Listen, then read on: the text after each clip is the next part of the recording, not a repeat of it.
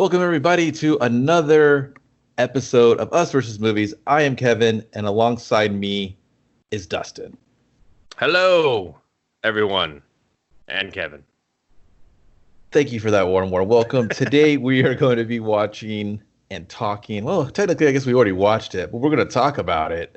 The Last Days of American Crime. It looks like it's on Netflix, so everybody got the Netflix, or they know somebody that's got the Netflix, You all have it, Netflix. You have access to Netflix. Someone's paying for Netflix. You have it. Someone is paying that Netflix.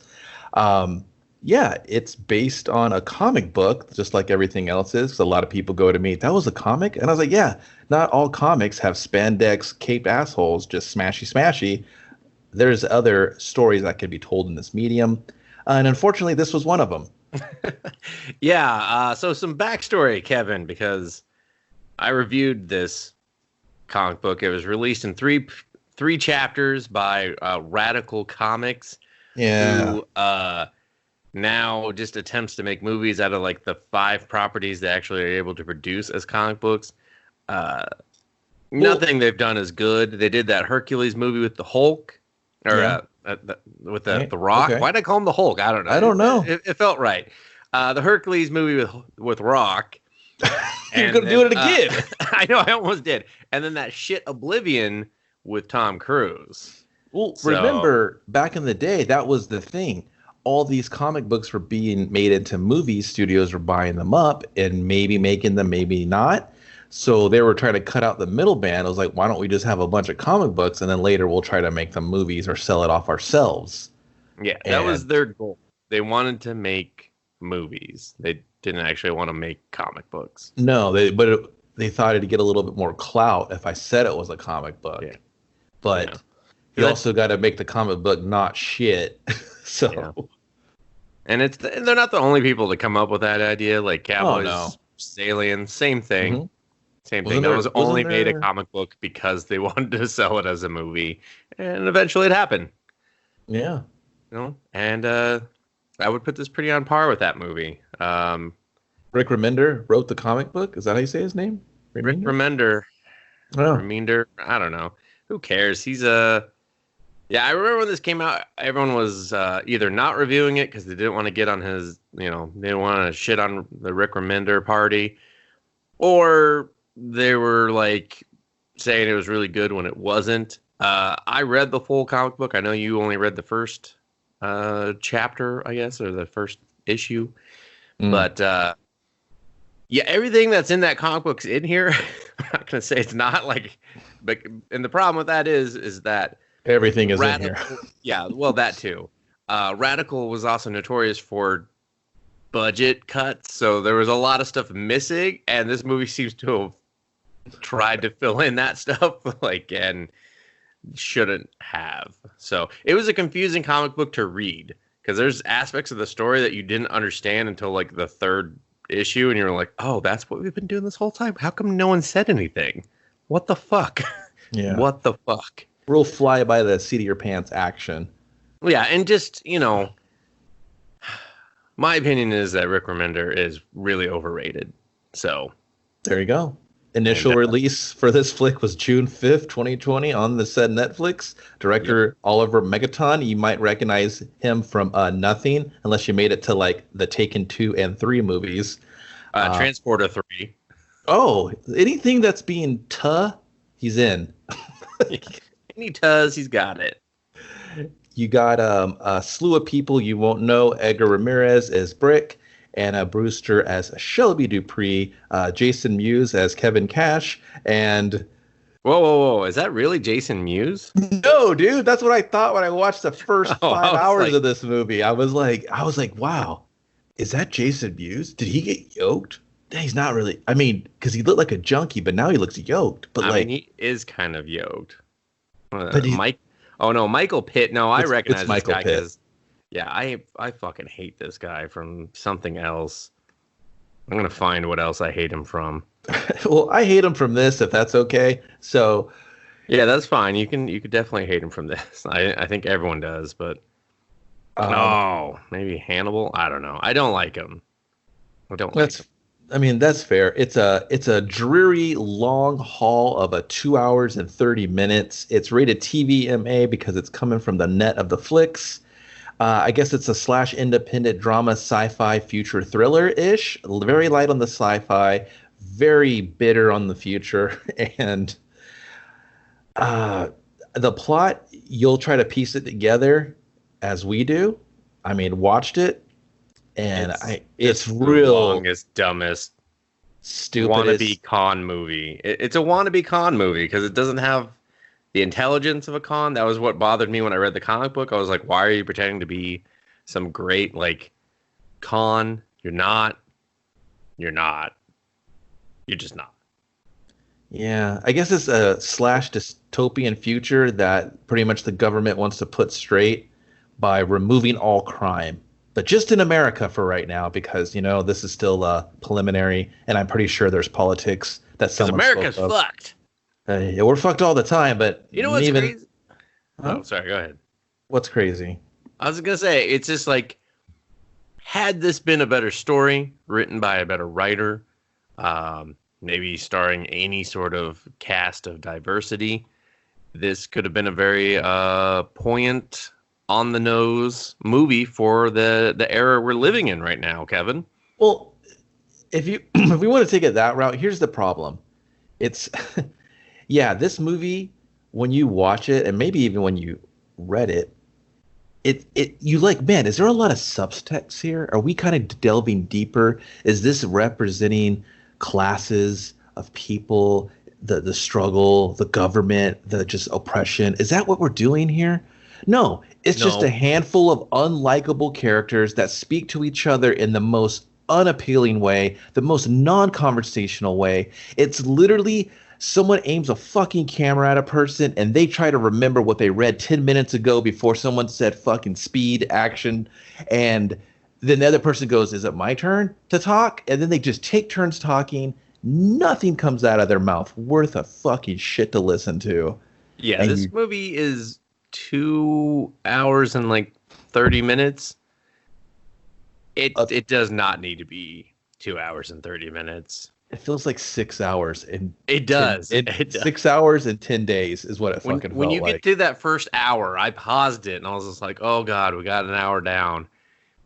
And I was just like, how is there so much movie? No. How have we done nothing with what I've seen for the first I paused the movie at 54:22. And I was like, the way this movie is paced, we should be wrapping this bitch up in about 10 minutes, 20, another hour and 30. What the fuck? What is going to happen from this point to this point that asshole didn't already say is going to happen? The fucking Jason Mewes, he was like, I got to go do the thing and the thing. And I was like, okay, so we're just going to go. Gotta find Bob. And I was like, Bob. We're going to go do the thing with the thing? That should take like 5 minutes in movie time, maybe 10. No, everything in this movie takes an extra like 15 minutes, including the ending. The ending credits, I should say. I don't know. This is one of those movies I feel like it has like 5 endings where you're just like, we could have ended there and we're still going. We could have ended there and we're still going. Okay, what about there? Nope, we're going to keep on going. We got to keep going. I was like, come on, Megaton. You're fucking pissing me off here more than already. What? Yeah, I was pissed. I already was. I was pissed the first 15 minutes in. I was like, uh-oh, this is not good. Well, yeah, because it also suffers from the show, or it tells, it doesn't show.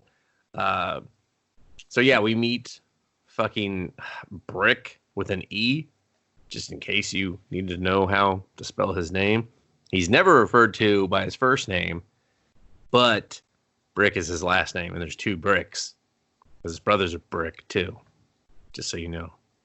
A woman narrates. It's horrible. He's got a guy in a bathtub. And he's like, do you know why I went and I drove for 2 hours to get diesel? Do you, Kevin? Do you know why? Because it burns slower. Yeah. Well, like, this is the part, I'm not going to lie, I nodded off a little bit.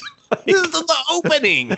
I know. I closed my eyes. This is the first scene. I did a real long blink, as they like to say in the driving school, and then I woke up and mandatory driving school. yeah, I woke up and he was just he was off on his own, just doing stuff. And I was like, oh, Brickman, he wrapped up that thing in the bathroom apparently. Yeah. So this scene is horrible because so he's got this guy in the bathtub. He's like, "Where's my money?"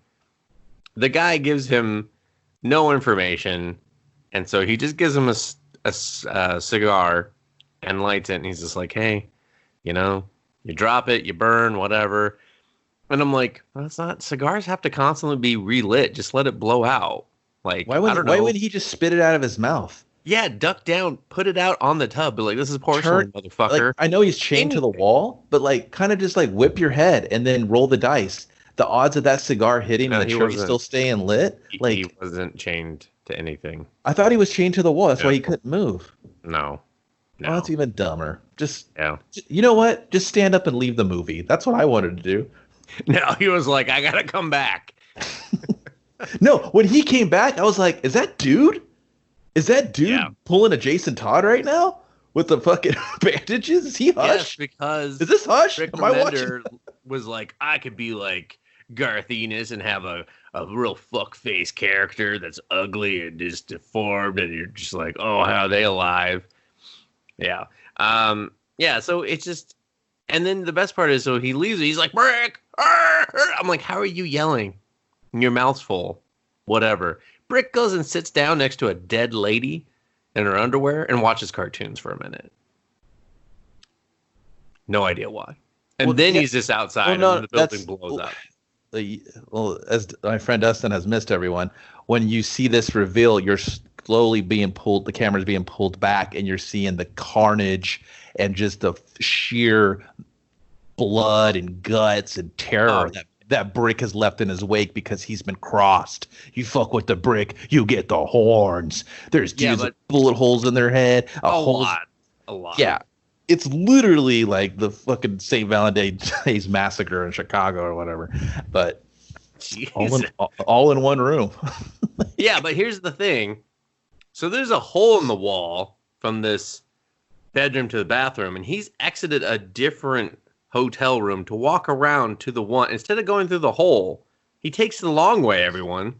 Dude, so we can see all this carnage. Yeah, the camera shot, bro. Sit down and watch his cartoons. He's a professional, and it looked like some beat up trap house. Like, who knows? It was just like, I was like, oh, okay. So we didn't improve that script at all. Got it. Oh, man. Got it. Of course, this is the same guy who wrote Oblivion, so yeah, wish I had known that before 2.5 hours of my life. And then, we get more narration. We learn about Brick. He used to knock over banks like they were nothing. Apparently, in the future, he's the best in the town. They're really easy to rob. And if you know a known bank robber, he just keeps getting to do it. They introduce a crime family, which does not come off as a crime family at all. And he just has to give him a cut of his money. And then, go ahead, yeah. Well, no, it's him and his brother, and they run shit on the streets. But here's the thing that kind of like, so there's a bunch of narration and stuff trying to build, because anytime, we've said it a million times, if you have some sort of dystopian, non-today world, you have to have explanation of your sci-fi type of world, right? Yeah. So it's just these constant news reports in the back, and there's days that are changing. There's this countdown for the device to prevent crime to be launched. And it's just constantly fucking in the background and on. The news reporter, she's older, and I'm not dissing her age, but they would never have an older news lady on there. It's just not what they do. And she's wearing a gray jacket, and days go by, but she's still wearing the same jacket in some shots. And I'm like, what the fuck? Why am I noticing this? And because it's so bad. He's walking the street, and it's supposed to show like this civil unrest, and there's some chick shaking her tits on top of a car, and everyone's just chilling. Like, this is the world. It's just kind of like a little touch of Mad Max and what the fuck? It's wannabe RoboCop. Like, hardcore. Like RoboCop 2, when the cops were on strike and this Detroit was totally out of control. Yeah, my favorite part about the chick shaking her boobs is that someone yells, "Put your shirt on." I was like, oh, that's just rude. I was like, what dystopian future is this? No one's yelling that. I was waiting for someone to throw a bottle at her head. It's like, how crazy does it get? You know what I mean? She's getting a free tit show, and they're trying to fucking bottle her. They're like, no, I can dance better than you. Pulls his pants down, takes her spot. He's like, huh. Yeah, he's just on the other card, wiggling his dick, and she's tit battling, and it's they're like throwing money at him. She's just like, come on. They're like, we've seen him before. Look at this guy. He's got a good swing. It's just an anime battle where all the action lines are behind his dick and he's swinging it in a fucking helicopter. And she's like, that's pretty good. And then she's like wiggling her tits and the action lines are going by her. And then all of a sudden, like the fucking eyes block out where they, you know how they like get real mad and it's getting real tension. I don't know. Was that a thing? They call it something, right? And then he's just like sweating and he starts wiggling harder and it kind of starts pooping himself. He's like, shit. And then she's like, he can't hold it. And then she pulls down her pants and she's got a wiener and they start swinging it around. And then she starts fucking shit. And they just fly off the planet. And then fucking credits roll. And I'm like, that was fucking art. That was art. Unfortunately, that's not what happens. We stick with this movie. And we see that...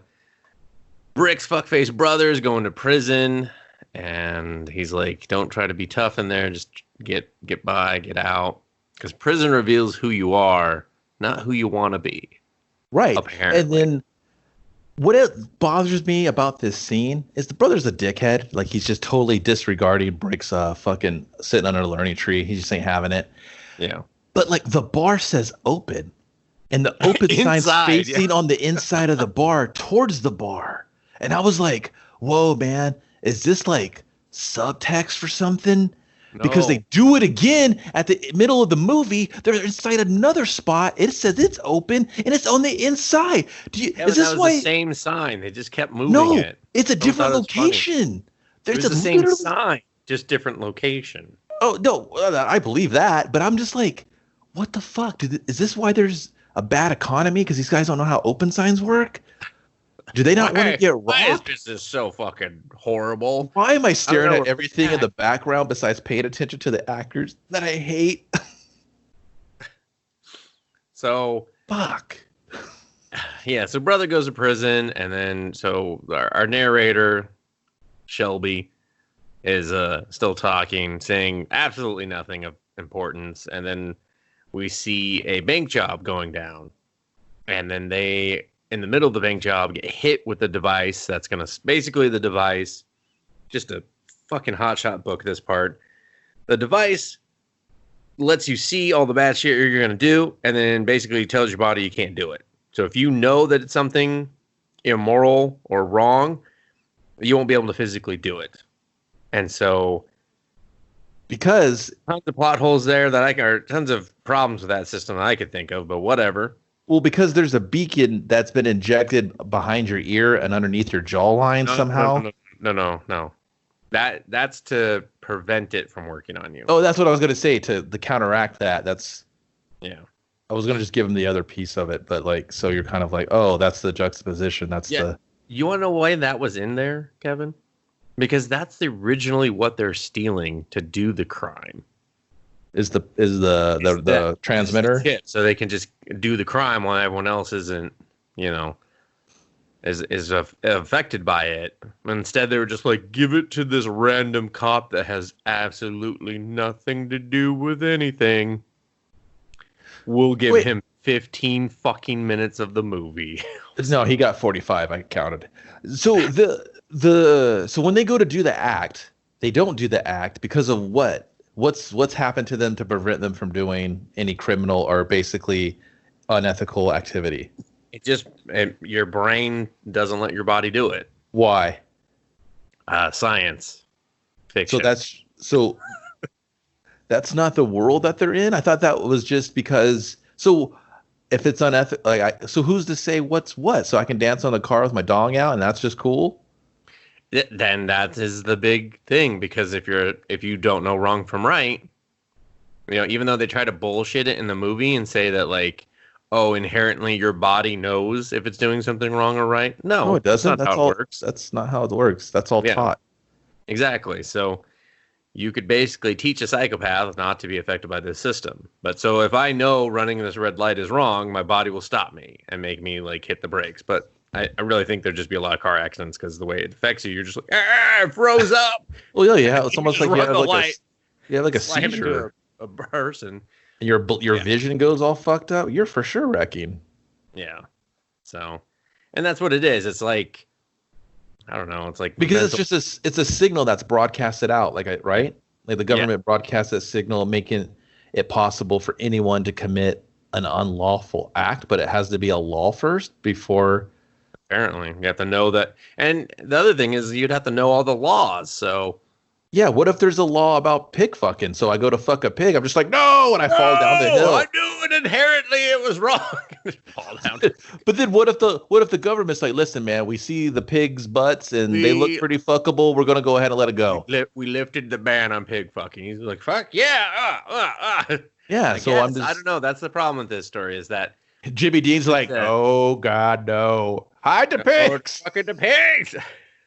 Hide the pigs! We gotta make the sausage! No one can kill any animals. They're like, no, we know it's wrong. The vegans were right. Oh no! The last days of American crime. The planet's healing itself. Yeah, that's a problem because it's a Rick Remender idea, which means there is an iota of like, oh, that's kind of cool. I could take that, like do anything different with it and be so much better. But instead, you're just stuck with this thing where it's like. Plot hole. Yeah, it's a stupid, non-fleshed out gimmick. It's just kind of like, here's my 2-minute elevator pitch. What if Die Hard on a plane? And he's just like, what? Let's make that movie. What? Can we add snakes? Can we? Put Jodie Foster in there.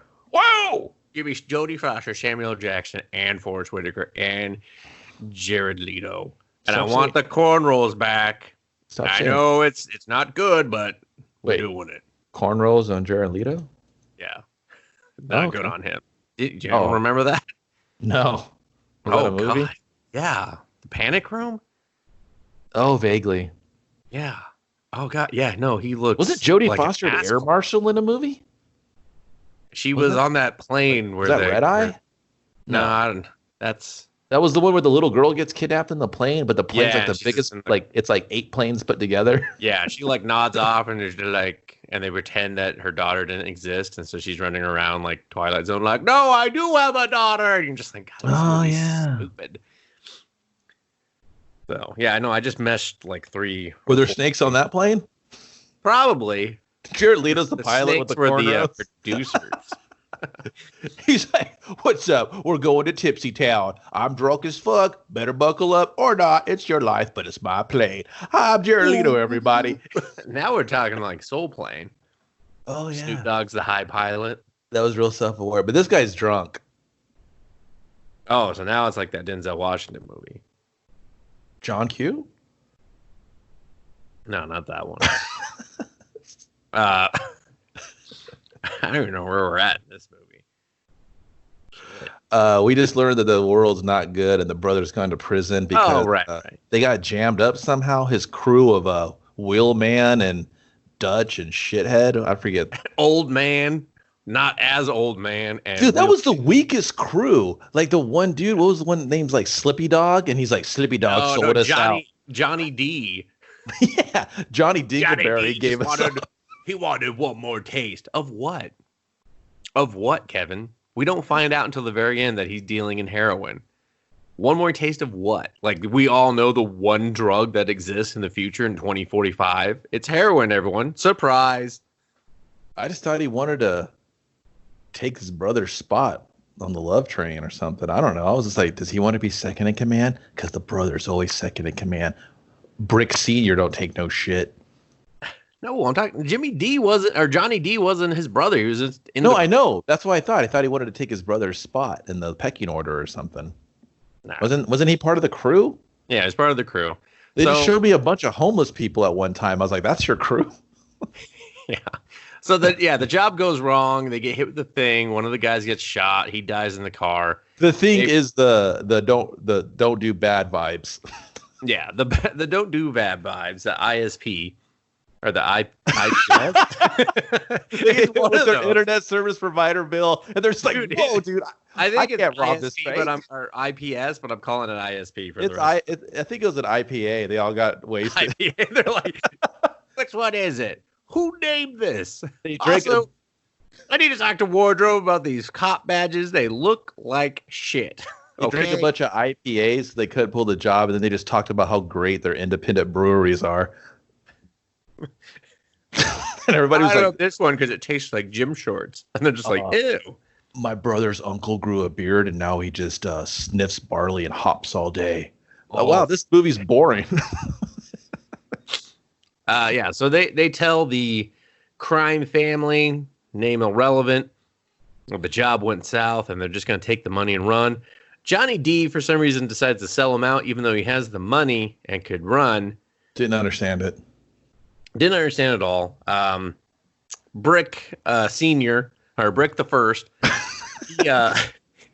he gets the news that his brother committed suicide in prison. Oh, dude, the letter he gets? Suspicious. Yeah, it's not suspicious at all. He's just like, oh, he's dead. Yeah. Brick's a real idiot. Like, he gets this real, like, fucking handmade letter. I was like, did you even check the signature of the water? What is this, dude? Where was the envelope, Kevin? Where was somebody just walk up and be like, hey, man, tough break, and just, like, throw it at him and walk away, and he was just like, close the bar! My brother's dead. Yeah, and this lady's like, can you shut up? I'm trying to watch, like, I'm at a bar at 3 in the fucking afternoon. Can you shut up? I'm trying to watch, like, I'm The doing View. some day drinking, okay? While I watch... This world sucks. I want to get loaded. I want to watch Texas Justice. It's on, like, a 5-hour block right now. They're going to take Judge Judy's time slot. You just wait and see. Judge Joe Brown, Texas Justice, Judge Judy. They're all there. People's Dude, have you Court. seen that one where there's 3 of them? 3 judges? 3 judges, man. Yeah, and they all the weigh last in. one. The last one's Judge Dredd. He just like, I got it from here. Actually, you guys fuck off. I got it all. That'd be great. Like, you do the 3 judges. They're like, all right, well, we're going to go to our mystery 4th judge. They're like, it's not a mystery. I know it's Judge Dredd. Don't let him kill me. He's just like, think a kid. Boom. Oh, then it's the judges for the Transformers. They're like, guilty or innocent. And everyone's like, innocent. And he's like, feed them to the Shockticons. And everybody's like, fucking sick. Yeah, that'd be great. Just a different guest judge every time. Yeah. One time it's just the car, the judge. It just revs its engine. They're like, what the fuck? What does that mean? It sounds like you're guilty, buddy. Boom, boom, boom. Is this the dude from the Twisted Metal game? Everybody's like, what? No, what are you talking about? No, that'd be sick too. It just shows like a PS2. They're just like, what the fuck? Twisted Metal Black, that was the shit. Yeah, so Brother's still dead. Yeah, the brother's dead. And now this is like somehow is wrapped to where Brick is waiting, or there's some people trying to snipe his house. They know where he lives, even though we're told a couple times he's hard to find. I don't understand that. He shoots them with a silenced pistol that is neither silenced Nor pistol. nor a pistol. Yeah. And then he finds Johnny D sitting in a truck, and he's like, hey, man, come on, man. And that's about it. And then Brick's just like, you know the rules. And he's just like, the world's gone to shit, man. And he walks away, and then he just shoots him. And I was like, we could have maybe done without all this, And then a very pointless scene where he buys some Soviet cyanide mind wipe shit. Like, that's apparently how he's going to go out. He's like, I'm going to go out high as fuck. Yeah, it's supposed to, like, melt your brain. Yeah. So, like, if you ever got caught by, like, the opposition in the Cold War, you bite on it or whatever, eat it, and it fucks your brain. Yeah, and then around that time... 4,000. I'm losing money on this, selling to you for 4,000. Yeah, that's it cost. And I was like, shut okay, up. So are you charging him more, or why was that important? Are you friends? It doesn't seem like you're friends. Why are you giving him a discount? He must have bought for him before.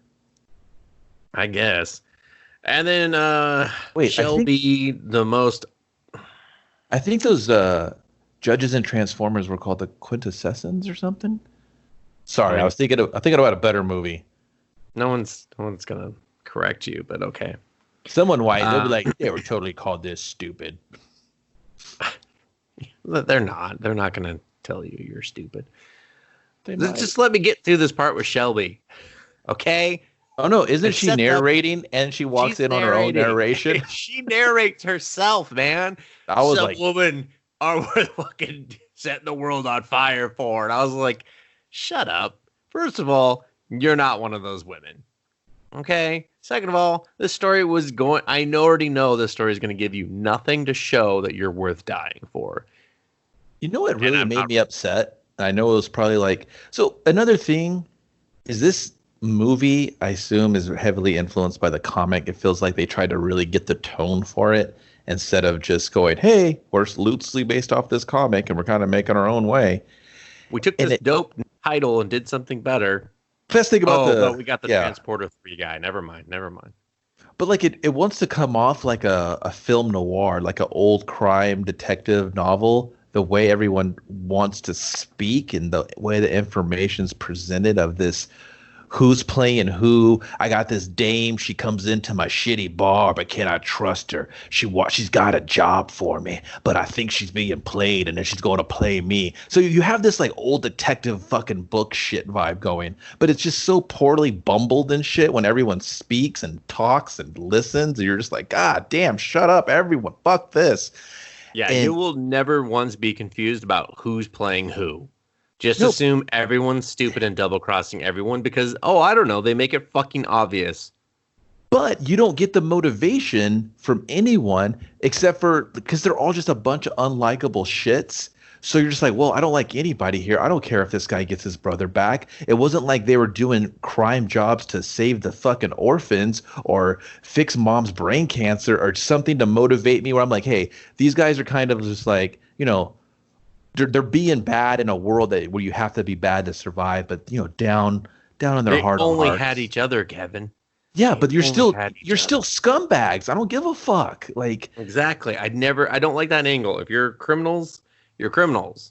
Okay, even if you're cool criminals, I'm not gonna be like, oh shit, one of the cool criminals got killed, the other one's real angry. Yeah, you don't have to worry about that because no one's cool in this. Like, yeah, no, I mean in general in other movies. No, I know. But when she comes in, she just basically she has this whole come fuck me face, and he just goes, yeah, I'm gonna. And this dude, he loves the pussy. He will try to eat your puss, girls. And if you're in a 12-foot radius, if he smells that poon, he's gonna just go munch it. I was like, thank bro, God she's the only woman in this movie, basically. Oh, dude, like every time he's trying to fucking just bottom feed her, and I'm like, dude, back it up. This is a dirty future world. You don't know if she's got, fromunda, crabs. This bathroom is disgusting, first of all. Dude, hairy bush. That's always a shocker when you run into that. Am I right, ladies? And then you kind of like... They're like, yeah. Hell yeah, no hairy pickles on my menu. And you're just kind of like, what? But then he was like, oh, you got a lot of bruises there. And they're kind of doing the whole like Lethal Weapon, look at my scars, look at my body damage and shit. And she touches her neck and he was like, did you get those bruises? She's like, I deserved them. And I was like, what? Where's the empowering woman here? Yeah. So you're telling me all women in this are weak, feeble. They're just to be poked, to be beaten, to be strutted around with their boobs hanging out, or maybe you get to see a teat or here or a teat there. And I was just like, wow, this is kind of misogynistic kind of bullshit. I get it. It's like a scary future and it's just no rules. No, that's Rick Remender in a nutshell. Yeah, it's like, but then, oh no, she's got a fucking degree from ITT Tech, so I'm supposed to be like, oh, you get him, girl. Look at you, fucking hackers. We should have just watched Hackers instead of this. Fuck this movie. I mean, I did pitch that, Kevin. I would have watched it. I would have watched Hackers backwards and forwards if I didn't have to watch this shit. Yeah, and the sad part is, okay, so this love Actors Director's Cut, just extra hacking scenes. That'd be great. Remember that thing where they were hacking the FBI guy that didn't understand computers? Well, here's 15 more minutes of that. But, all right, I'm game. I'm watching the Criteria collection of Hackers and. Oh God, is there? Someone tell me, is there? Apparently, there's I about need that in my life. 6 or 7 unused hours of just straight hacking on a 1990 internet. On what is not actually a laptop, but somehow a laptop. All right, we save this for when we do hackers. We're talking about this piss poor love making scene where he's like, fancy or fatty to be eaten? Nom nom. And then I would, if I was him and I saw this movie, and I would have been like, Jesus, first of all, can we get some more editing? Second of all, I'd be like, man, you make me look like a 2-pump chump. Like, the minute he gets up in there, he's just like, all right, I'm done. And she's just like, I've seen fucking Juicy Fruit Gum last longer than that motherfucker. Oh, for sure. I was just like, I mean, even for a dirty bathroom sex, that was quick. I was like, that must be the tightest tail this side of Temecula. Yeah. Like he got it loose and juicy, just like he's like, and we're good. He's like, I was so nervous. Yeah, he was just like, it's the smell. It's my first time. I know it's not you. It's just, it's natural. It's natural. But, Brick the first ain't used to that. So. I was waiting for him. I was waiting for him to see just him pacing. Oh, Brick, you really blew it back there, Brick. You took one smell of the poon at you. You just popped like a fucking whistle. Oh, their boys are going to be giving you the guff, Brick. Smoking 2 packs. All of a sudden, got his old detective hat on. And then this whole thing was like, oh, cross something off my like bucket list bullshit. And he's just like, what did we cross off your list? And she's like, fuck a loser. I was just like, I kind of laughed. No, it's a great line, and it's straight out of the comic book. That's how the first issue ends, I believe, is just her going, fuck a loser. And I was like, damn. Damn, was that for me, the reader? Because they fucked me out of $12 on this novel. Dude, no, those were like $4 issues. Yeah. Fucking. Actually, I think these ones were like $5 because they were like, all right, we're only going to do 3. Ricky Boy here, he's got a big price tag on him. And, let's get this digital painted art is bullshit. So let's give them $5 each issue. Yeah. Dude, like, when she said that, it would have hit better if everyone just didn't have awkward, awful beats between their fucking dialogue. Oh yeah, no, like the timing between him saying that and her responding was like 7 minutes. Easy. 7 minutes. He got redressed, like he zipped up, did his belt. I don't know why he undid his belt. Yeah, yeah, that his little fucking church mouse pokes out and he's done. He was like, boop. He was like, boop. I just like to be soft and gentle. Was that okay? I like to look to see how the light is out here, and then I just throw up all over the place. Sex is hard. Rick Jr., are you okay down there? Oh, she's like, hurting. He's hurting bad. Loser. She's like, I'll see you for round 2 and about an hour. About an hour into about an hour of movie time. And then he comes out, and Jason Mewes is out there looking for him. God, I was just like, whoa, what movie is this now?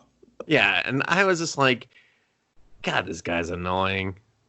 Like, he just wasn't the right actor for the role. No. Like, the dialogue is supposed to be crazy and erratic, and he's just like, he's like about my height, but he could be short, he could be tall. I was like, shut up instantly. Dude, we get it. You don't know what he looks like. He had this stupid little annoying brother vibe, right? So fucking the Brick Man pulls a fucking piece on him. He's like, I'm gonna blow your head here to Timbuktu, a fucking brick. And then the guy's like, I got 3 words for you. No, 5. I got 5 words for you. And he just does this 5-word gimmick thing, and I'm like, God, shut up. No, the gimmick is horrible because it should have just been a sentence of 5 words, but instead he's just like, soup, do you like it hot or cold? Pasta, do you want it warmed up? And it's just like, what is this? What are you doing? He's like, revenge, a dish best served cold. And you're just like, shut the fuck up, you He's asshole. Like, ballpark Franks, do they plump when you cook them? I was like, God, shut up. That's rhetorical. They always do. I was like, shoot him in the knee. Yeah, I always saw him the minute he said his brother's name. He was like, Rory. He's like, I know it's not a word, but it's it's a name. I was like, it's still a word, asshole. It's still words. You spoke a word. Words could be names. Names Yeah. could be words. I was just like, oh god, this fucking guy. So yeah, it just goes on this whole spiel of like, basically he's like, hey, join me or whatever. And right when this guy's like, I gotta just pull the trigger, fuck it. Shelby shows up and she's just like, ooh, let me work my female magic. I know I just called you a loser after we banged in the bathroom, but ooh, she just plays him like a fucking flute or some shit. Wait, does she? She just walks by and he's like, I know, hey. but that's all it takes for the old brick man. I mean, just lost his virginity, Kevin. He's like, hey, fucking Jason Mewes is like, hey, brick man, I see my the glow of your lips. My wife's little crotch honey is on your face. Guess what? She's with me. She smells like virgin cum all over her. But ew, Jesus, dude. What the fuck's wrong with you? I'm trying to make funny analogies here. You're just like, the brick man had the jizz. And everybody's like, and delete. I'm done listening to these assholes talk about one shitty movie and possibly shitty comic. Fuck everyone involved in this. But yeah, they're just like, hey, come do a score with us. What I will say, this is like the weird. So in the comic book, weirdest job interview ever. No, for sure, that too. None of these characters look like any of the characters in the comic book except for her. For whatever reason, they keep her look exact. The tattoos, the shitty tattoos with stars and shit. Yeah, the outlines. Even the cost or the outfit she wears through 90% of the movie, all from the comic book. I have no idea why. Yeah, they were like, just her. Everyone else, just please put your pants back on. Well, isn't she on like 90% of the covers anyway? They love her. What sold the covers, yeah. Yeah, because they got she's like laying around on American flags and stuff, and they're like, let's do that scene in the movie. Let's just do everything involving her. Yeah, and she keeps calling him Captain. And there's a reason for that of all the things they leave out is his backstory of where he used to be in the military. And for whatever reason, that does not make it into this fucking movie. We don't have time for that. They take everything else, expand it, but they were like, no, we definitely don't have time for Brick's backstory. That's going to be a 3.5 hour movie. The first cut of this movie was probably 12 hours. They're like, we got to trim it down. Got to trim it back down. Lose his backstory. I don't know why you did an entire movie series of him in future Vietnam, but we got to cut it out. Okay. It's like, fuck, we go back to Vietnam. This future is fucked. Yeah, in 2033. Bummer. I was just like, why? I was like, and if you are going to drop his entire backstory, she needs to change her dialogue and stop calling him fucking Captain. Don't call him Captain. Just call him Brick at that point. She's just a witty, short-haired sassafras, and she's going to call it whatever she wants. Yeah, so they ride in a Hummer, which shows you the air. No, dude, a mirrored fucking Hummer. I was getting there, Kevin. It's so obnoxious and the Hummer 1, too. Not even an H2 or an H3. They're both inefficient vehicles. Yeah, very inefficient.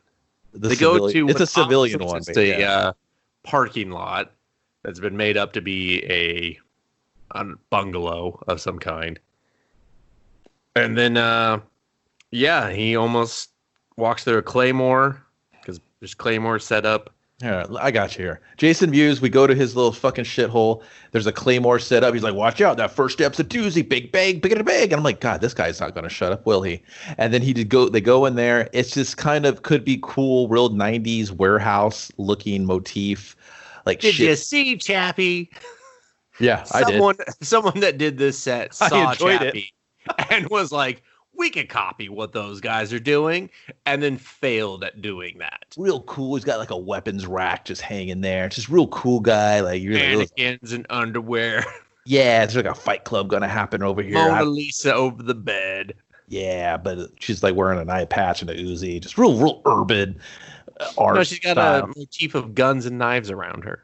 Yeah, it's like was it Mona Lisa? I thought it was like no, it's Mona Lisa. Oh, I thought it was whatever.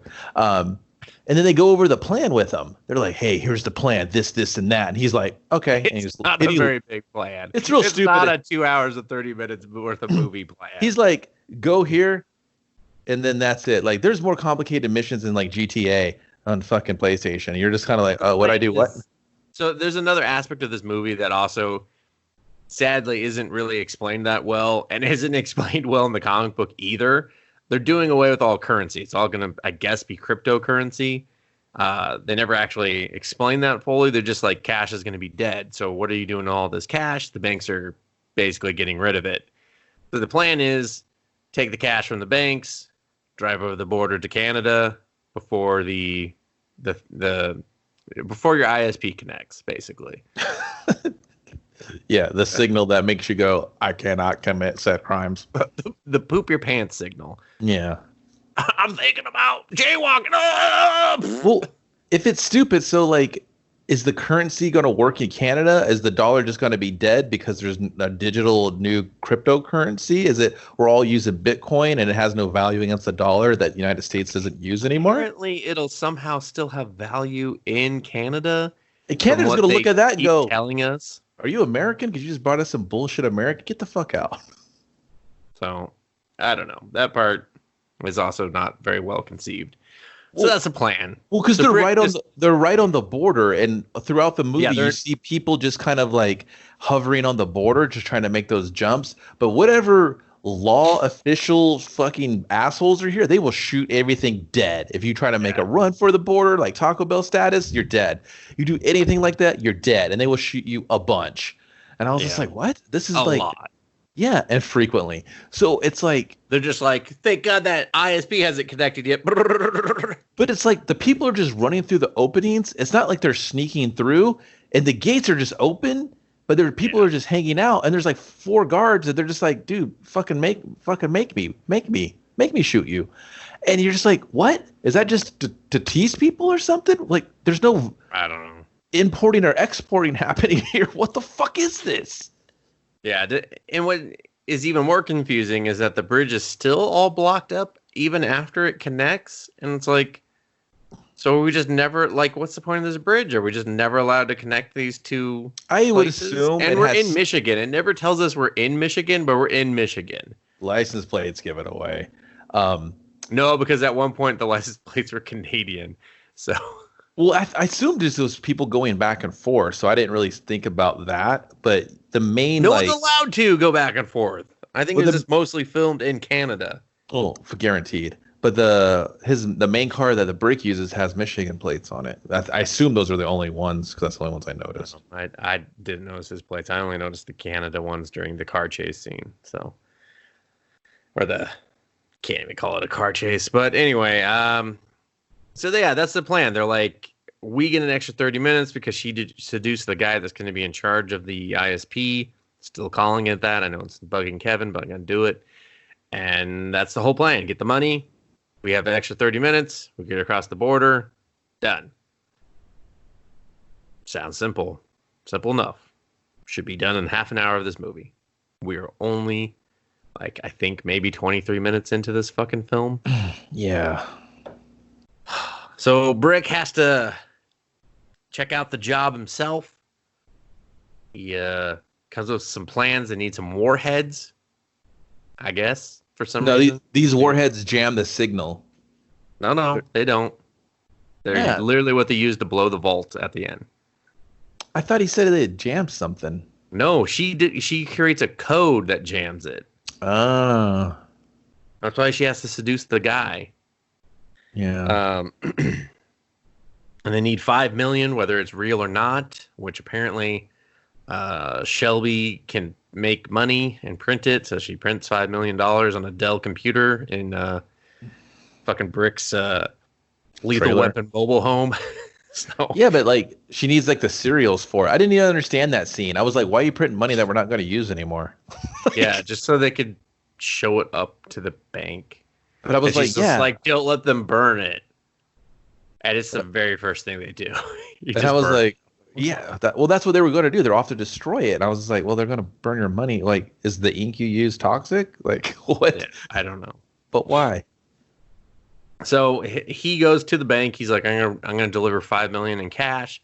They're like, we'll give you 350,000 cryptocurrency. Fun bucks. You're gonna get the fucking new American fun bucks.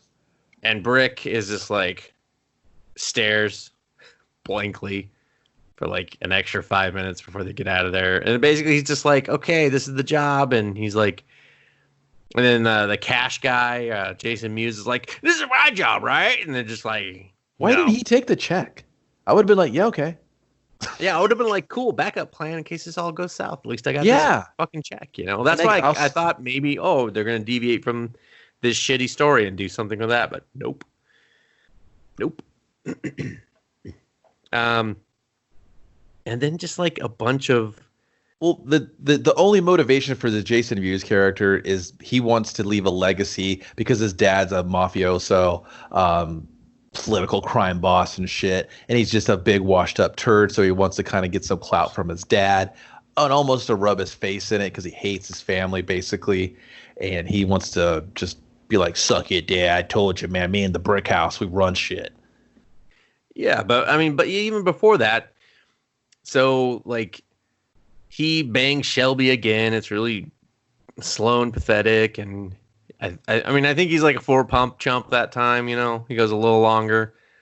They cuddle. She leaves him on a roof. I was like, why is he hanging out on a roof now? What happened to the mobile home? No, she went to the roof to fucking air her fucking coos out, and then he went up there. And she's like, snuggle me on the rooftops like I beat something. Is this part of your plan? Is this part of the game? Yeah, I was just like, just snuggle her. God damn, you always gotta just shut up. Snuggle. They made out, and I was like, God. Fuck. I know that's not snuggling. That's the problem with men. You don't listen. She wanted to be held and feel safe, and you were like, tongue. Didn't she have like a daddy issue she tried to tell him about? Stepdaddy issue. Yeah, she. Oh yeah. So dad beat me till I left. So and I was like, damn. I was like, wow. How long did it take you to leave? I'm just asking. I just want to see if you're stupid or tenacious. I don't know. So basically, she values family, but the only family she knows has pushed her away, but she'll do anything for hers. Yeah. And then this is where we see the FBI scene where she goes to the bridge area and meets with the FBI that gets to just hang out on the bridge. And she's turning over this information on the job they're doing because they want to catch Jason Mewes. And they're like, what about the other guy? And she's like, he's not important. And they're just like, oh, yeah, what about these photos of you fucking cuddling on the couch / making out? You said cuddle. He went for tonsil hockey. I don't like it. We were listening. Dude, tell him that's not what cuddling is. These cops. We know he's a virgin, but come on. They're the biggest assholes ever. It's like there's nobody likable. At least if the cops are just like, hey, man, this dude's dangerous. We want to help you get your sister back. Let's just do do is hit her. No, yeah, no fucking reason. She's Mustachio. Like on time for her appointment. He's just like whack. Yeah, that's like you walking into the doctor going, "Hey, doc, I'm here on time." He kicks you in the nuts. He's like, "Welcome to the appointment, fuck face," and you're just like, "My nuts." Here's a stunner. Yeah, but you're not late. You're on time. And she's like, don't hit the face. And the dude's like, yeah, dude, don't hit her face. Well, like, and the other guy's like, yeah, man, well, why are you hitting her? And the other dude's like, hey, man, she's got a history of being hit. And you're just like keeping that going. And he's like, yeah dude, you got to calm down. And she's like, yeah, stop hitting me. He's like, listen, I'll stop for now. For now. But I'm going to go find her sister and kind of creepily rub her shoulders. And then another cop opens the door. He's like, hey, are you hitting people in here again, dude? Because that's not cool, man. It's not cool. The FBI is going to shut down because of this. They're not even cops, they're FBI. I don't even know why the FBI would be involved in this. I guess they know about the bank heist. It depends how much he's trying to pick, so it would be federal. Anytime they're trying to get him because of the prison thing. It doesn't make any sense because he didn't have all this is being created just to catch him. Yeah, but didn't it have all these things of like, hey, he's robbed this bank, this bank, this bank? That's federal crime. So that's why I kind of. That was Brick. They're after Jason Mewes. Oh, they are? Yes. Oh, well, because he's a mafioso kid. They want to get the family. They want to pump him for evidence. Because the family goes legit. Yeah, well, maybe. See, none of this makes sense. Maybe the FBI's involvement makes no sense. Maybe the FBI didn't get the memo. They're just like, no, dude, we don't care. We're still going for him. Did you open that email saying that they're legit now? Nope. It's I literally don't know. titled, "Oh, you snoozed it? I snooze it every week. I snooze it till next week." And then when that email pops up again, I go, snooze. I'll be honest, I hit spam accidentally. Never saw it again. And he's like, dude, all right, so We're does gonna that mean get. I can hit people? I guess. He just smacks someone that walks by. Oh God, fuck! Dude. Get back on duty. Oh, great. Yeah, Now so she's basically made a deal to get her sister across the border because like no one wants to be in America, but they're not letting anyone out of America unless you like. sounds about right. Yeah, yeah. I mean, it does actually. You know, like we're the like, you know, the cesspool no one wants to deal with anymore. And so she gets to say bye to her sister and give her like a bunch of money. Everyone's cool with that. And they're just like, if you fuck us on this deal, I will let that guy that hits women drive across the border and hit your sister. Yeah, Okay. I super hated both of these guys. They super suck. They serve no point to the story, to anything. All they revealed is that she's screwed from every angle and trying to play all angles just to protect her sister. Yeah. So it's yeah. And then and then they start their plans and he's just like, I know about the FBI. And they're just like, let's bang again. And then like, I don't know, some other shit happens. He needs his wheelman. There's some obvious kind of who's going to double cross who shit going on. And I think this begins the final sequence and we're still like, I don't know, only halfway through this god-awful fucking movie. So he has to go with Jason Cash Money to Cash Money Mewes. People are like, who are you talking about? Jason Mewes / his character's name is Cash for some fucking reason. They have to go to his dad's compound to get the warheads. Because his dad's literally an arms dealer with all these fucking thugs. Yeah. And this part, if you don't mind, super annoyed me. Because he goes into this fucking like super party with all these like 1%ers. And he's like, yeah, dude, check it out, Brick. No, don't bring your heat in here. And then he's like, these are the real fucking criminals. Look at them, and they're fucking white privilege bullshit assholes. And I'm like, yeah, man, these guys all suck. Fuck them. 1%ers. Yeah. Remember when that was like a thing? Well, Rick Remender will never let you forget that he was poor when he was a child. So. And then it's like, all right, cool.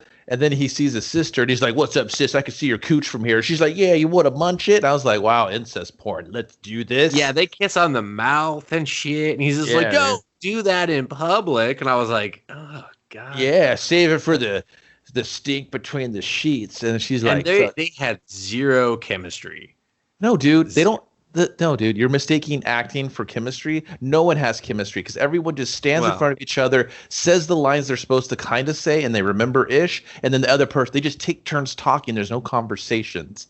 Like, there's no flow. There's no people getting along. There's no acting. It's just assholes reciting words. There's parroting shit. It sucks.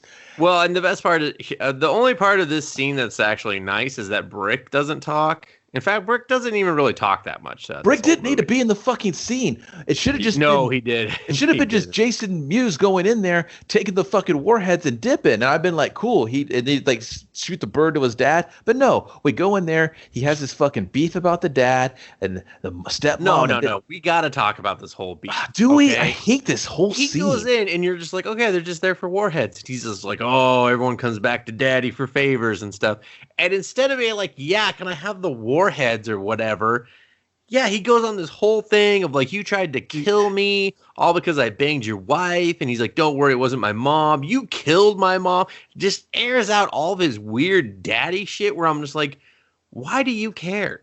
We know you're a psychopath. Why do you care about all this shit? Is he a psychopath? He just comes off more like an annoying little brat. Like he doesn't.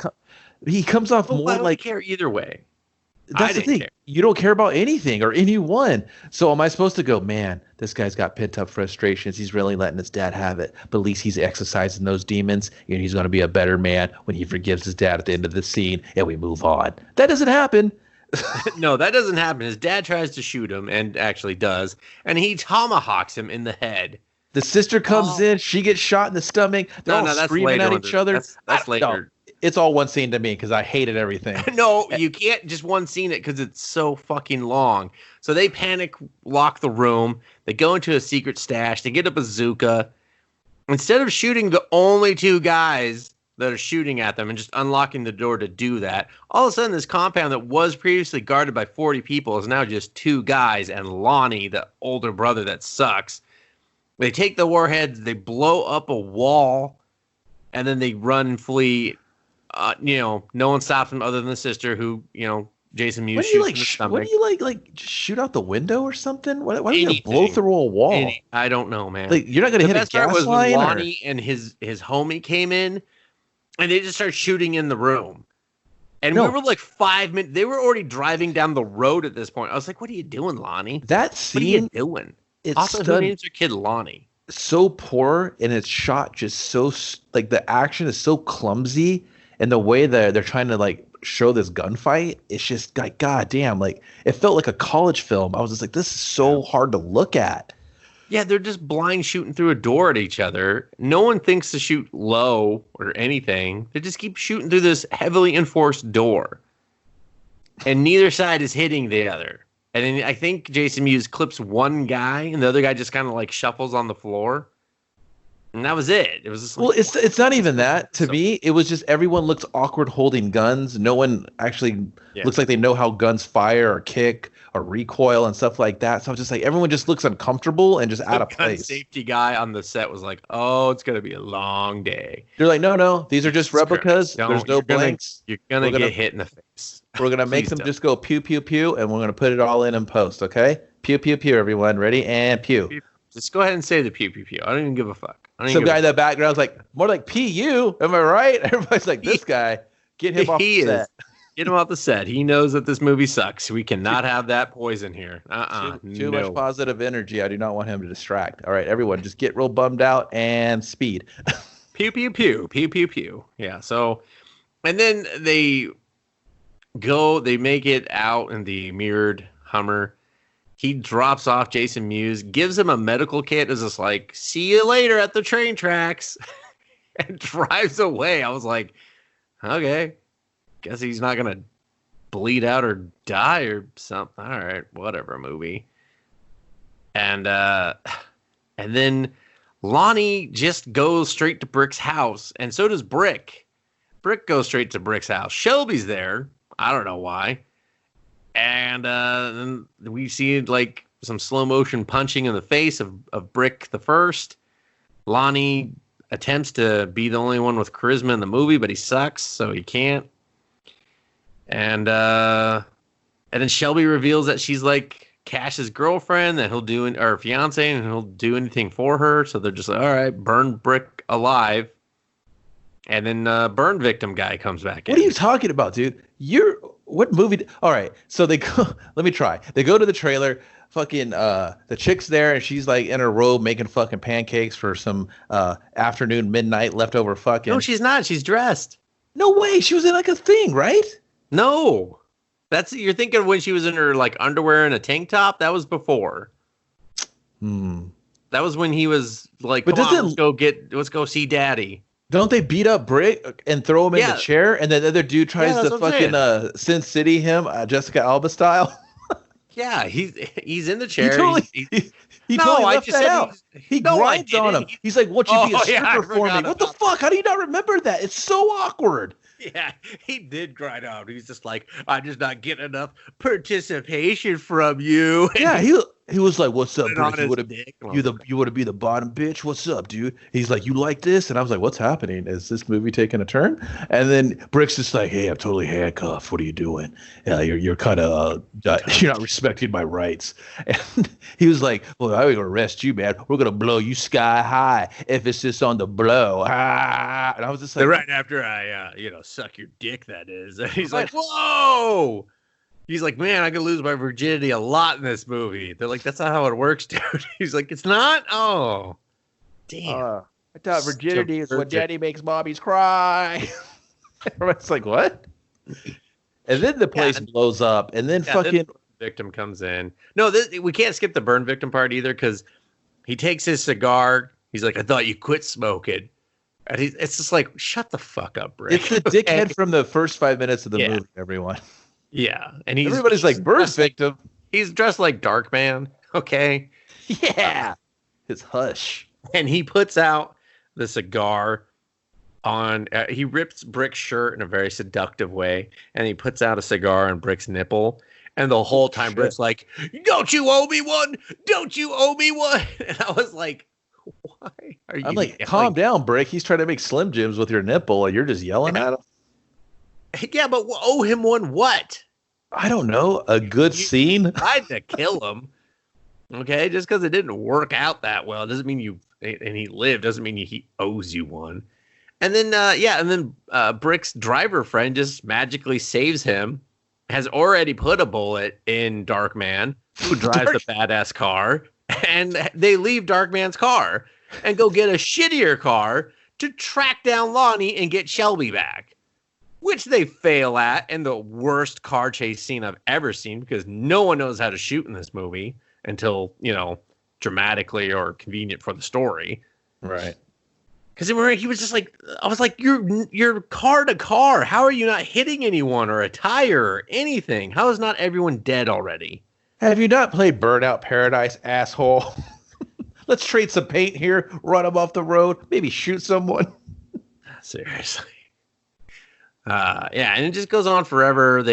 His driver friend, he just leaves him in the car, Kevin.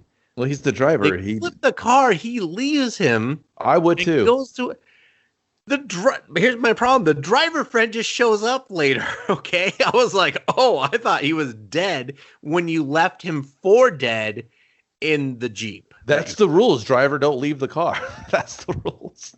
He's like, no, it's fine. I'll see you next time we need a car or a forklift or a garbage truck. I'll be there. Or you need to be bailed out of the scene. I'll be there. Yeah. It just made no fucking sense to me that he left his friend for dead. And then boom, we just flash forward to Lonnie's like drugged in and he's shooting Shelby up with heroin. And then he's trying to give her a lap dance. He's just like, oh yeah. This guy was really just chasing a career that just didn't fit him. He didn't know how to be that dancer that he wanted to be. So anyone that would give him the time of day, he just freaked him. And freaked them he did. And freaked them he continued, and freaked them he shall. And then this is a tell don't show or a told but not shown scene. Everybody's like, what? They know what I mean. Where Brick strangles Lonnie and chokes him out rather quickly. While jerking him off too. He was just like, "Don't worry, what? I'll let you go peacefully." No, it happened. You probably nodded off again. He chokes his chicken while he chokes him out. So, and then he picks up Shelby, and we walk through all the mayhem where he's New Jack City, this entire building, and of course that's a good movie. Yeah, no, that is a good one. But we don't get to see any of the action. And then they're just, ready for the job. Everyone's banged up, nearly raped, and high on heroin. But, the sounds drivers. Like my kind of weekend, am I right? Yeah, but they're just like, all right, guys, we got 2 hours to do this job.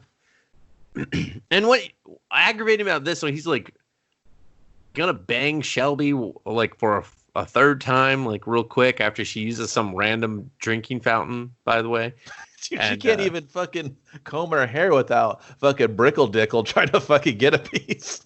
Yeah, he's just like, oh, it's real hot when you like gag on heroin. It's real hot when you like put that Lunchable together. And she's like, dude, get off me for like 5 seconds. I get it. You just had poon for the first time. You fucking poon hound. She's like, I get it. You lost your V and little Brick is just all excited all the time. Welcome to the world of masturbation, okay? He's like, whoa, hey, no. Gotta go to Sunday school. Gotta go to Sunday school. Can't be doing that. And his driver friend doesn't warn him that shithead's back and that he should stop making out with the girl. Like, I don't know. It was just weird. But then Jason Mewes is alive. They're ready to do the job. And they all go their separate ways for the longest, worst heist in the history of movies. I'm not going to lie, man. I don't remember what they do. All right. Super easy. I know everyone's just like, this guy's gonna keep talking about the movie. Well, driver and Shelby, they go get the trash truck. She just lays down, does the classic, lay down in the middle of the road, don't get run over. The driver's just like, give me your shitty uniform and your garbage truck. And they're like, oh, okay, cool. And so then they do that. And then she goes to the ISP headquarters where she seduces the guy that's in charge of clicking the button. And then Cash, Jason Mewes, and Brick, they go to the bank.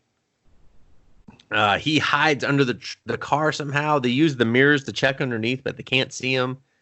Oh yeah, this part's real stupid. It's super stupid. So they go in. He gives them the money. He's just like, cut it a little close for comfort, aren't you? And Brick goes up to his face. He's like, is this too close for comfort? If you ever use that accent on me again, I'm gonna just have to kiss you. He's like, righty-o. And he's just sucks his fucking face. Yeah, it's super weird. And then, of course, he burns the money, and Brick drives his car onto the elevator, where Jason Mewes pops out underneath and starts shooting. Somehow figured out how to shoot everyone in the legs now, and kills all of them. None of them figure out to shoot low, and he just picks them off one by one in a 20-minute gunfight. Finally, Brick is able to like fumble out in his super tight skinny jeans to close the door, and then they have a straight shot up to the vault. A lot of gray colors, a lot of gray and black on the wardrobe for the guys. And I guess we should chime in on the plot B of the cop. Oh yeah, we haven't even touched on the cop. He's just a cop and doing stuff. He kind of is. So he's working the front desk at some point. This woman comes in looking all haggard, and so he's just like, "Oh, I better leave the front desk and go get the sergeant who's doing the all cops are going to be out of a job speech to everyone." Tells him, he's like, there's a woman, she looks beat up. And this guy goes, so section C, dental. And I was like, oh man, Sarge, I love you. And then they're junkies, they're looking for drugs, they're basically trying to do the exact same score. They're looking for junk. Yeah, they're doing the same score only for drugs. They're like, oh, this should be where all the drugs are getting burnt before the clock ticks in. We want all the drugs. He makes this fucking guy shoot himself underneath the chin. Well, they wrestle for the gun, and he forces it under his head. And then when he blows that guy's head off, he's like, oh shit, that happens when bullets go in chins. Yeah. His response was great. We see him again. He wants to go back out. He drives through this clearly foot traffic only area, honking at everyone as they throw shit at him. Like, I was like, what? Yeah, you deserve this. You're a dick. I took a left on Wilshire, and all of a sudden it's not really welcoming. It's not really welcoming.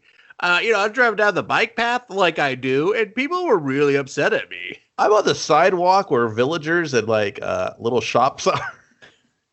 I drove through so many food carts, and you would not believe how rude they were to me. But that's kind of it. I don't remember anything else, and I don't want to talk about him anymore. No, we have to, because he goes home, and he has all these clippings of himself where he's basically killed a lot of innocent people, which is why I say this could have been poignant to the political climate or the world climate we're in right now, but it's not, because it kind of just makes him look like a crazy asshole. Because then he signs up for the chip thing, and I don't know, he seemed unstable, and Sarge is just like, fucking fill us out, put it on my desk by morning, and I was like, damn, Sarge, you're really checked out. You do not care. And he's going to lose his job. And here's another thing. When they're getting chips, when they're injecting these people with the chips, I get it. It's a air quotes dystopian future or a not too distant future, but where's the sanitation? Everything looks like something from Silent Hill when they're here, sit in this creepy chair. I'm gonna have fucking Dr. Giggles here inject this shit in your skull. I was like, yeah, I'll pass. I'm just gonna go to Sucker Punch. You know, when she gets the lobotomy, it's like that. Ew, and I mean that to the most. I know exactly. That's why I'm saying it. It's as bad as that. You know what? That movie's worse than this. Yeah, take that. I mean, I think. I don't know. There was a lot of at least women to look at in that one. Yeah, but they're all treated like fucking objects and fucking Well, stupid. like Shelby's not okay, but that's fine. I mean, I'm not going to defend Sucker Punch, but I feel like you're putting me in the corner to defend it against this movie. No, Neither are worth that effort. But yeah. So we have the cop story going on, and so the cop decides he gets the call from something that the chick is in the, where she shouldn't be at the ISP office. And he's just like, fuck yeah. Even though there's like so many armed guards that we learn later sitting in the lobby, this one cop shows up, walks through with no problems, goes right to the room where shit's going down. Is this the bad girl doing the bad things? And he's just like, you need to tell me what's going on. I can't help you if you don't. Don't forget, or race the clock before they send out the final signal. Well, and I'm kind of jumping around here. So yeah, so they rob the vault. The shit gets turned on because Shelby doesn't get the shit turned on in time. She has to go to the server computer instead of this guy's personal computer. Yeah, that's called tension. Yeah, it's called creating tension. Which he does, and I don't know why she was just like, oh, I can only do a half an hour. I don't know, dude. It's just stupid. When you start questioning, like, there's no rationality, there's no logic. It's just kind of like, yeah, you're just creating this false sense of, oh no, we got to beat the clock. Why? I get it that you have the overall, because what happens in the middle of the crime where you just stop and all of a sudden we're like, dude, why do we do this bad thing? We better give this money back so they can burn it. Oh, they got us, guys. Like, I'm gonna go plant a tree. Yeah, and so the robbery goes off without a hitch. They apparently they use the full half an hour to use a forklift to put these pallets of money into a garbage truck. And then she has this struggle with the cop and everything, but we'll get back to that later because that movie time that happens in like 45 minutes. So the three guys, they all get out. They push out the money that's no longer on a pallet somehow. Okay, here's the thing. They break down the pallets and the money all spills, right? Because the money's way too heavy to transport. So they have this like construction truck that kind of would probably haul concrete, cement, something like that. But I'm talking about from the garbage truck, dude. It pushes out, nothing's on a pallet anymore. No, I know, because they show it to you for 30 minutes as the money slides down in this thing, but it's all still perfectly manicured in the bundles and stuff. Yeah. And he's like sweeping it out. I'm just like, what? Yeah, and why was the driver, what was everyone else was too busy? They're like, no, man, all you did was drive and kill one dude, okay? Well, there's no sense of urgency. We're trying to play beat the clock here, but we're just playing grab a dick with this fucking money transfer. And I was like, why'd you put it in that truck? It's an open top. Anyone that can get over the garbage truck. It's in the garbage truck. But I was like, just keep driving the garbage truck. Why didn't you just have a box truck and put the pallets in the back of a box truck and then close it? And then you could take that box truck maybe over the border. But what happens when they inspect your truck? Like, what are you doing with this money? How are you offloading this money? We see how that none of this plan is thought out or works. But because it's fucking designed by fucking idiots. So Jason Mewes shoots the driver.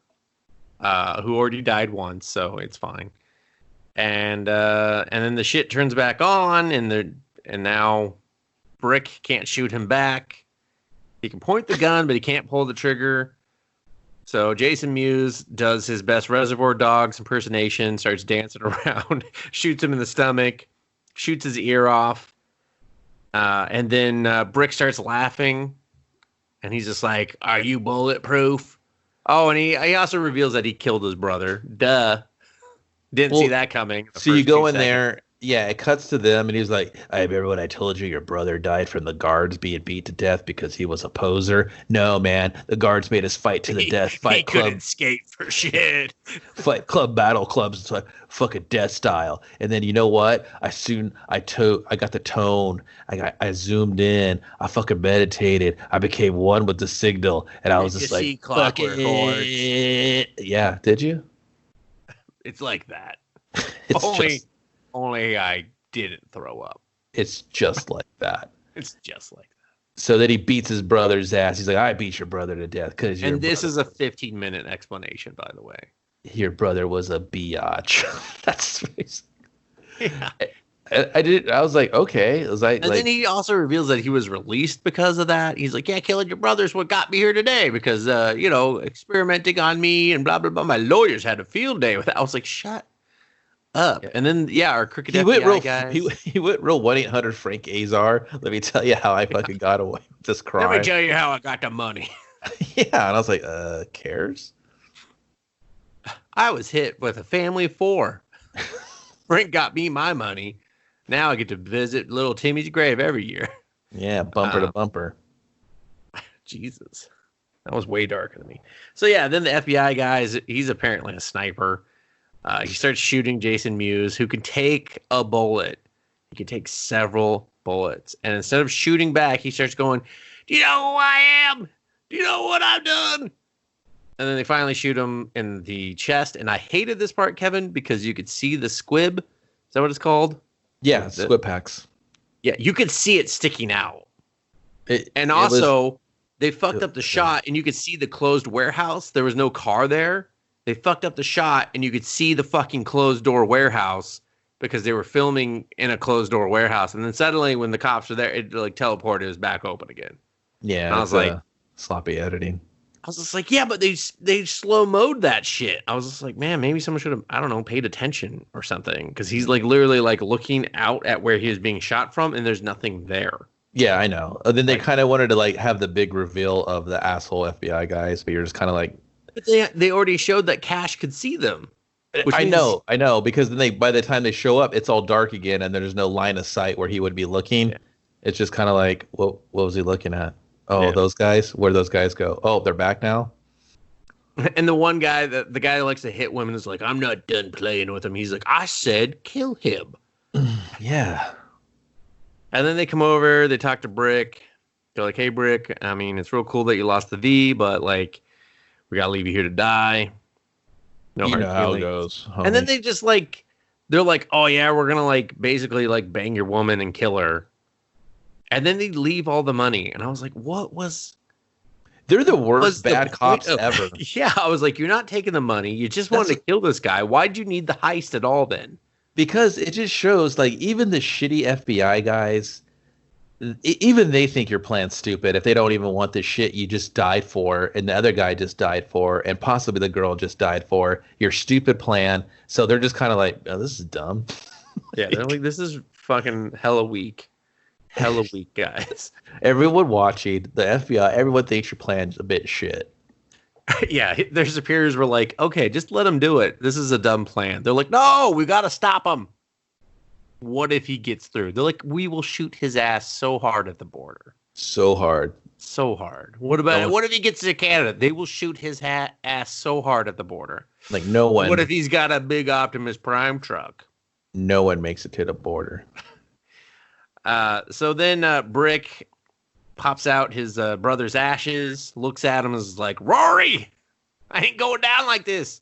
I'm going to take the Russian experimental cyanide drug thing. There's 2 times that he looks at Rory's ashes.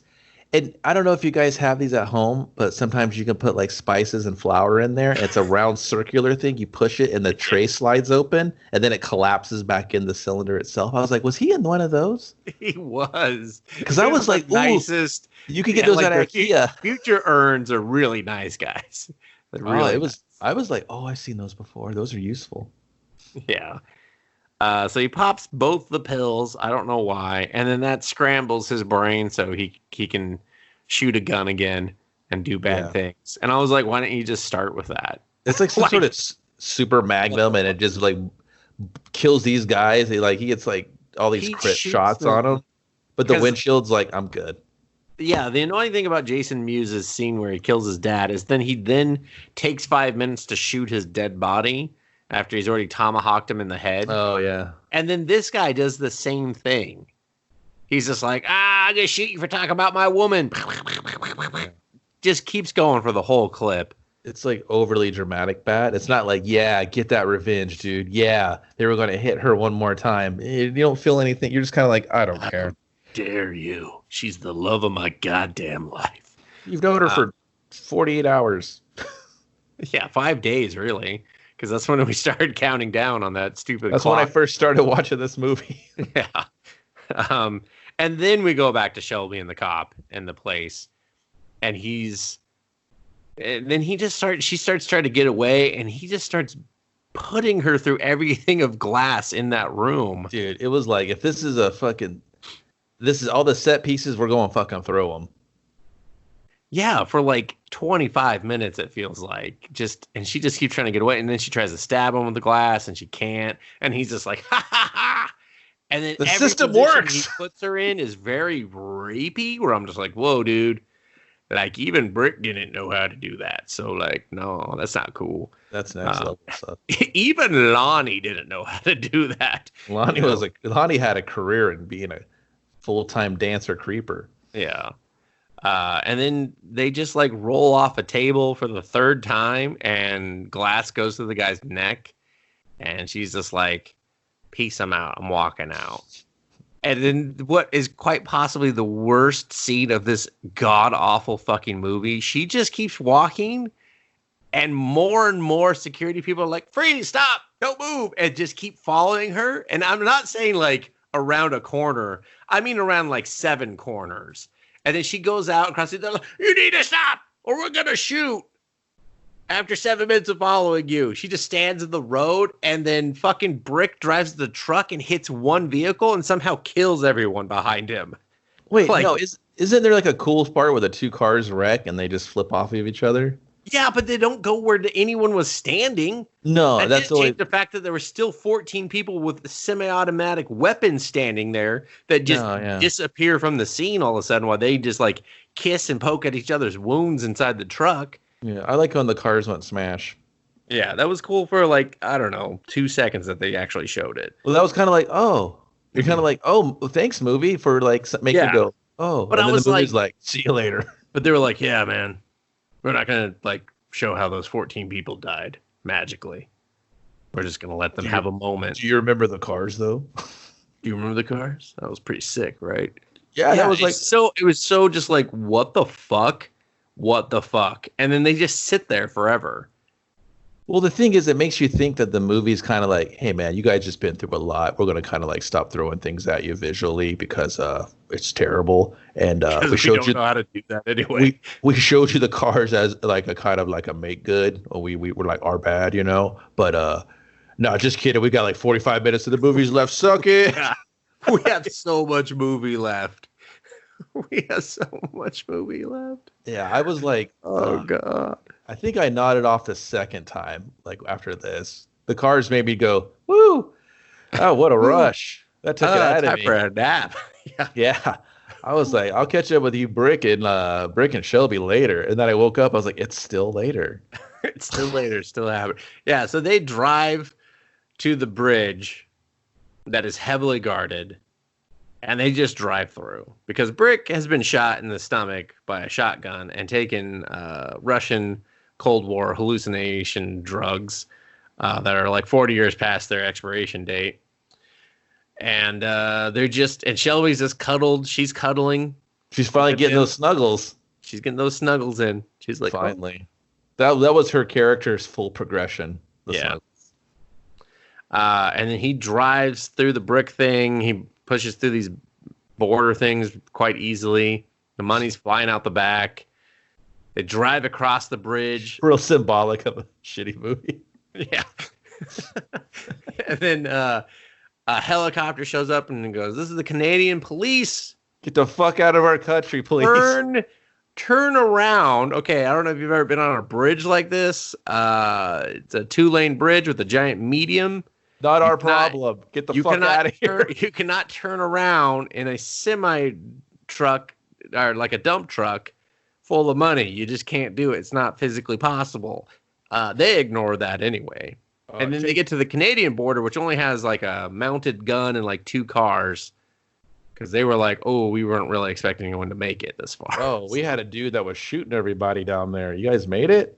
Yeah. That's fucking... Damn it, that guy's gonna lose his damn job. She had a He's my brother-in-law too. Fuck, man. I'll put it in a good word. I'll put it in a good word. He's a good dude. Yeah.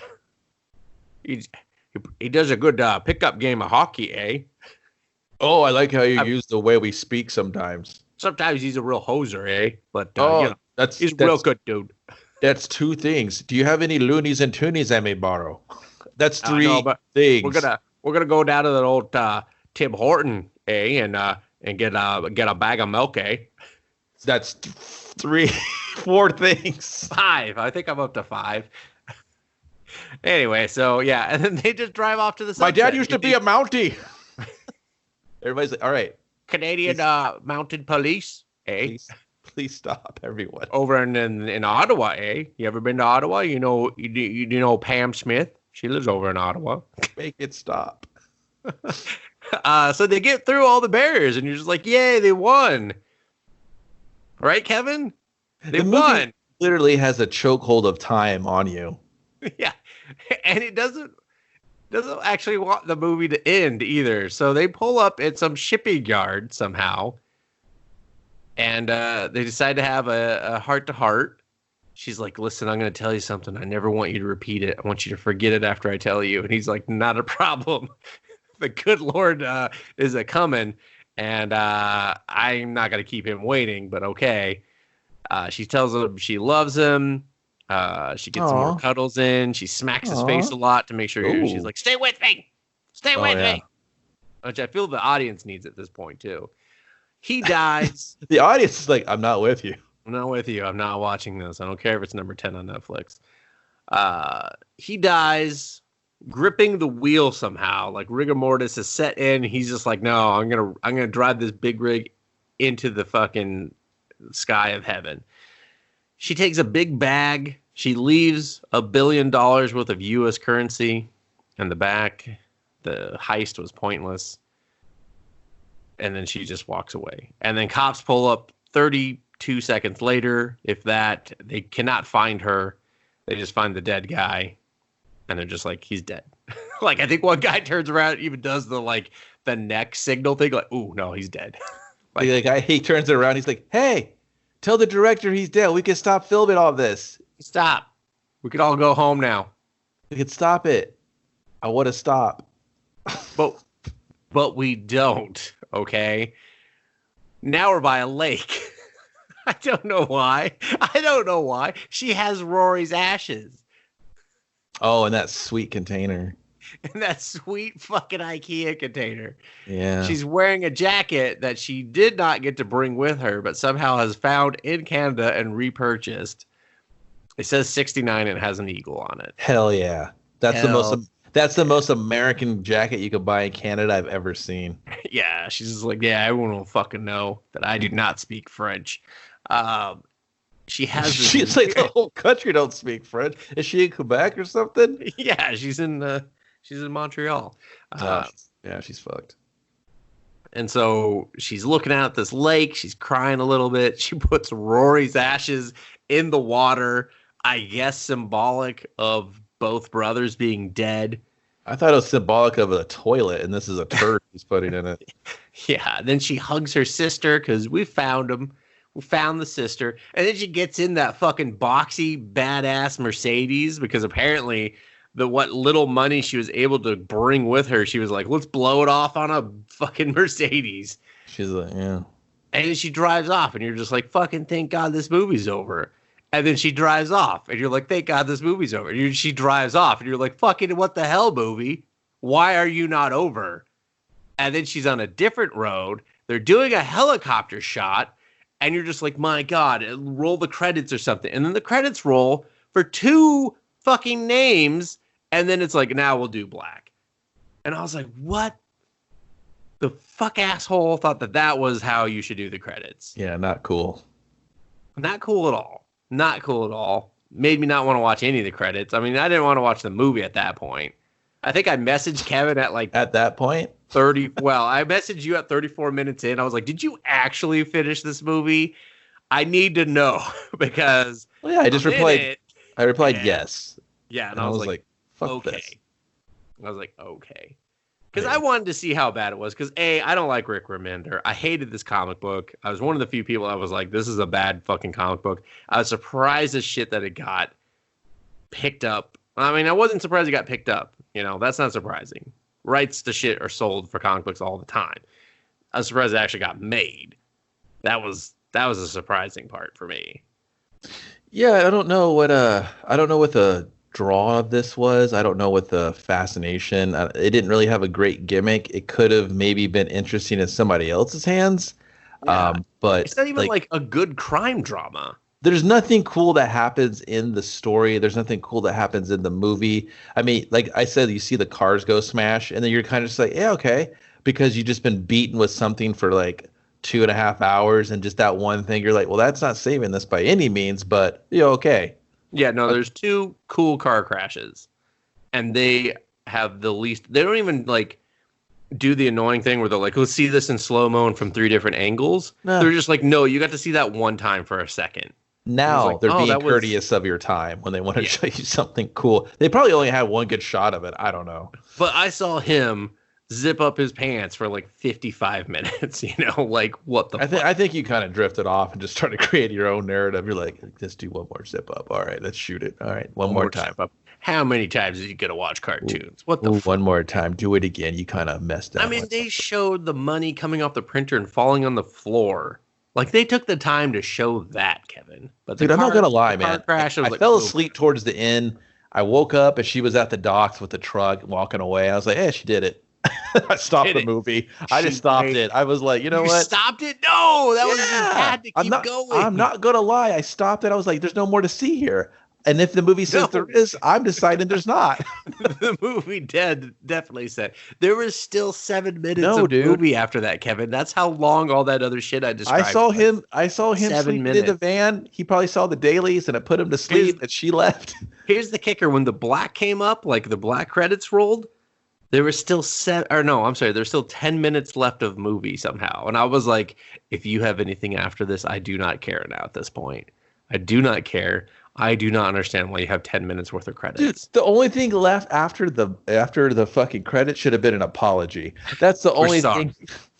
On behalf of Rick Remainder and the artist and Radical Comics and everyone who was attached to this movie, we're sorry. I blame the movie more than I blame the comics, because the comic was already dead and forgotten, if you ask me. Yeah. And then I blame Netflix for trying to buy every goddamn thing they fucking see that with the moving pictures. They're like, oh, is that got moving? Oh, is that a talkie? We'll buy it. I wouldn't be surprised if they got a good deal on this, because it was Mandalay Bay and Radical Now Productions that produced it, which means they probably footed all of the bill. And Netflix was just like, okay, we'll pick that up because no theater in the world is going to air your 2.5-hour comic book movie. That sucks. They're like, it sucks? It sucks? Yeah, but we show that the streaming will be off the roof because of the name. People will be suckered in, and then we only care if they watch those first 30 minutes. They can turn it off after that. We don't care. It's not even that. I was reading that Netflix, it's just like a YouTube. Once the YouTube thing plays, it counts it as a view. So it only has to play for so long to get counted as a view. No one has to sit through the complete running time to count as a view. That's why some of those movies are on Netflix's new top 10 thing. It's just like people have clicked it and then they kind of gave up on it. So they were just like, fuck this, 2 hours and what, bullshit? But the problem is that Netflix doesn't really reveal that, and that's all like just kind of somewhat speculation or pieced together through what little information they've released. I mean, I don't doubt it at all, but who fucking knows? And it's not like they have any transparency or need to be transparent. No, yeah. I will say the reason I wanted to watch this is because it got a 0% on Rotten Tomatoes. And there's only like 4 other movies that got that. And that basically means that no critics liked it. No one at all. Well, it also depends on like how many critics viewed it. Sometimes those numbers are skewed because of the exposure. But But this is literally Netflix. There's plenty of people. This is probably one of the worst movies I've seen in a very long time. Yes. I can't think of the last worst movie I saw. The one that was this bad. I mean, we've had some bad movies we've talked about that are at least fun to talk about. This wasn't even fun. No, this is horrendous. Yeah. Like I got kind of like upset when you were like, let's watch this one. I was like, I don't want to. And when I saw what it was, I was like, and then I was like, I don't want to do this. Because the movie that I wanted to see, we'll maybe do next time. But I was like, I just want to see that. And you were like, this came out. And I was like, what is that? It sounds familiar. The one that you wanted to watch seemed painful for me either way. So, fine. Hey, man. Whatever. We'll see. Maybe. But yeah, this is like, I I'm having a hard time placing a movie that was worse than this one that I've watched. Like, I would watch The Wrong Missy again over this movie. So Yeah. No, I mean I wouldn't, but you know. The Wrong Missy was not offensive like this. It wasn't Yeah. insulting. It was just a corny kind of awful comedy that just had maybe moments where you're like, oh, okay, this was just a drudge. Like, this was just someone took a fucking broken bottle, dipped it in pig shit, and stabbed you in the eye with it and go, is that good? Well, here's this for 200 fucking hours of pain and bullshit. Yeah. Or you can watch this movie, and I'm like, oh, I'll just take the stabbings, please. Keep stabbing. So yeah, that's what I'll end on is don't get suckered in by the cool name. It is a cool name. It's curious. You're just like, that's it. That's where it stops. Someone did well and named it well. It is not worth viewing. Don't click on it. Don't fucking bother. Yeah, it's a piece of shit. Don't watch it. But if you're a person that likes to watch things on the YouTube, we're going to put some episodes up on YouTube. And we'll just kind of usher them out as we see fit. So if that is your thing, check that out. And you can always follow Dustin, myself, or the podcast as a whole on the social medias, Us Versus Movies. Thanks for listening. Make sure that you like, subscribe, and tell a friend. See you later.